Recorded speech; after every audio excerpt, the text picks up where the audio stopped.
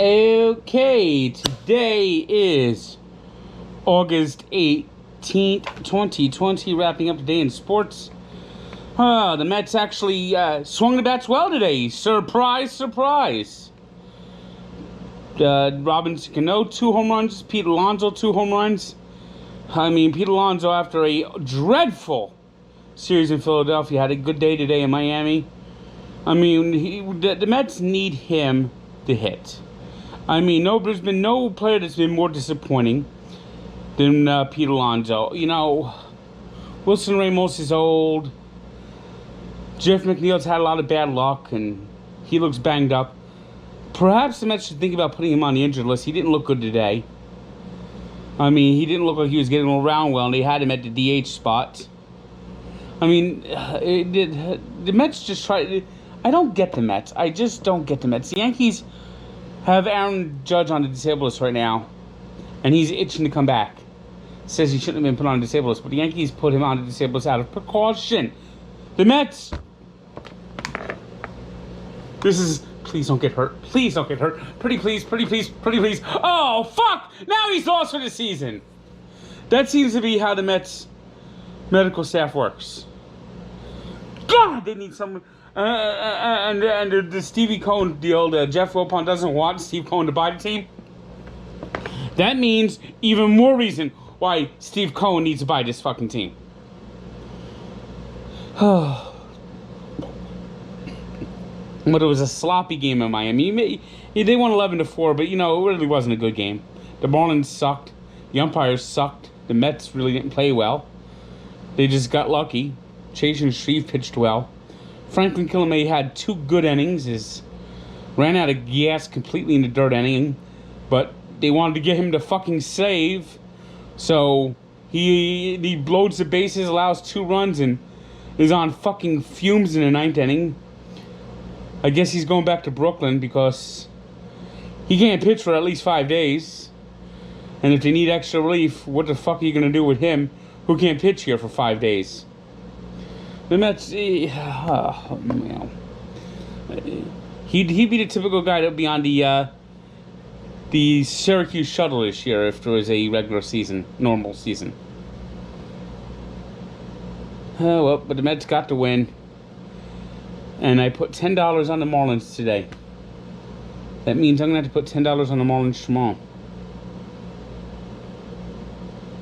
Hopefully it has the same luck. All right. The Yankees have now won 10 straight against the Boston Red Sox. Longest streak over Boston since 1953.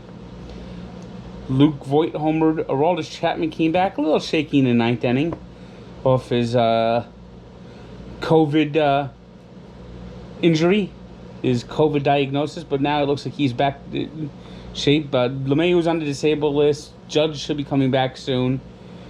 Stanton's supposed to be out 2 weeks. LeMahieu's supposed to be out 2 weeks. Just the Yankees is so incredibly deep, it doesn't even seem to hurt them. Although the Rays gave him a tough time in Tampa. That's going to be interesting to see when they play, now that they're going to be playing the Rays at home. And here's a wild stat. The Yankees are 16-6 on the season, 10-1 at home. And that one loss at home was in Philadelphia.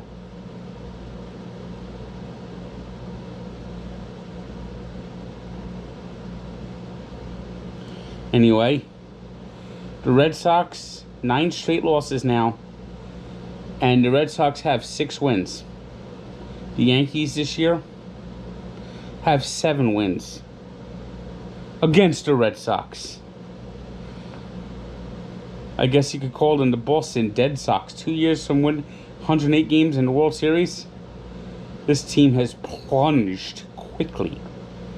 But the Red Sox always seem to have a plan, and you could expect them to get a rebound probably in 2021. Dodgers, 11-1 winners over the Mariners. Both Seager brothers homered. First time brothers had homered in the same game since 2001. In a doubleheader, it was the Cardinals winning the first game 3-1, and the Cubs winning game 2 5-4.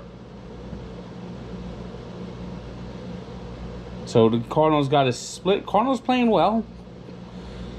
since their return to action this weekend. It was the Blue Jays 7-2 winners over the Orioles.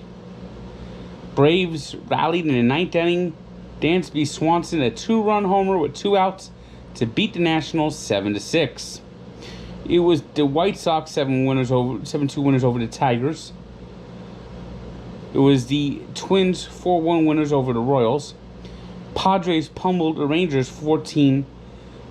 Fernando Tatis homered twice, a 3-run homer and a grand slam. It was the Astros 2-1 winners over the Rockies. Diamondbacks beat the A's 4-3, and the Angels 7-6 winners over the Giants. A walk-off win there. You want to talk about bad relief? Trevor Gott of the Giants, who's supposed to be the closer, has allowed 11 runs and recorded just 4 outs in his last 3 appearances. He gave up a walk-off home run tonight to Tommy La Stella. It's the 5th home run that Gott has allowed in 4 days. In that stretch, his ERA has gone from 1.50 to 14.73. Someone's been watching tapes of Edward Diaz. Today was the start of the basketball playoffs, and we had some good games. The first game went to overtime. Nuggets outlasting the Jazz 135-125. Donovan Mitchell dropped 57 points in that game, but struggled in the overtime, made a couple of mistakes as the Nuggets pulled away late. It was the Nets. I don't expect much in the Nets. They're a bunch of, right now, backups and reserves with so many players out, but they played well in the bubble so far. But today they got the doors blown off by the Raptors, 134-110. The Celtics in a back-and-forth game. Sixers at one time looked like they were about to take control of the game, and then Boston recovered in the fourth quarter, winning 101-109.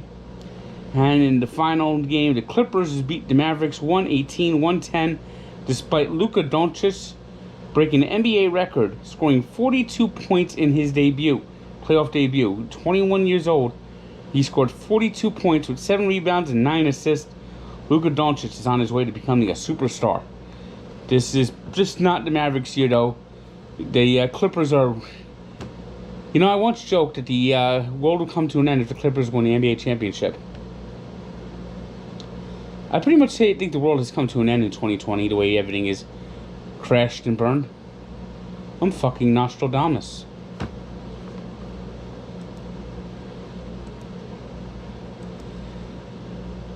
And in hockey, we had a quatrain of Game 4s. We had the Lightning beating the Blue Jackets 2-1. It's now the Lightning lead in that series 3-1. The Avalanche buried the Coyotes. Just an embarrassing performance today by the Coyotes. The Coyotes. Yeah, the Coyotes showed today that they do not have any business being in the playoffs, and the Avalanche are a legitimate Stanley Cup contender right now.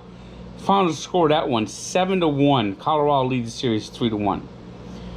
The Bruins scored 4 goals in the third period, overcame a 2-0 deficit.